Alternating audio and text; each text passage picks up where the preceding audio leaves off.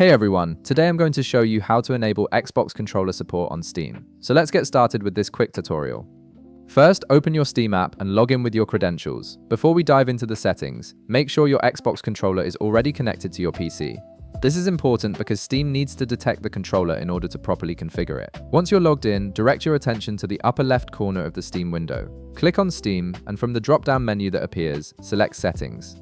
This will open up Steam's main configuration panel, where you can adjust various features and preferences. In the Settings window, look at the left sidebar and click on Controller. This section is specifically dedicated to managing all controller-related settings and configurations within Steam.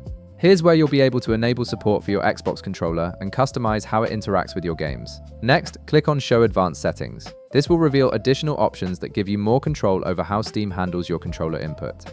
These advanced settings are essential for enabling Xbox controller support system-wide.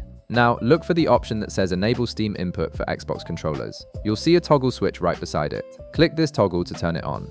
Activating this feature allows Steam to recognize and process input from your Xbox controller, making it compatible with games that support controller functionality. Once you've enabled this, go ahead and close the settings window. Now, here's an important note. If you launch a game and it doesn't recognize your controller, you'll need to close the game first if it's currently running on your PC. This ensures that the game can properly detect the controller settings you just configured. With the game closed, click on Library in the upper left corner of Steam. This will display your entire game collection. On the left side of the library window, find the game you want to configure. Right-click on it and select Properties from the menu that appears. In the Properties window, click on Controller in the left sidebar. This opens the controller-specific settings for that individual game. Here, you'll see an option labeled Override for this game. Click the drop-down menu right beside it and select Enable Steam Input. This setting forces the game to use Steam's controller input system, ensuring your Xbox controller works properly with that specific title.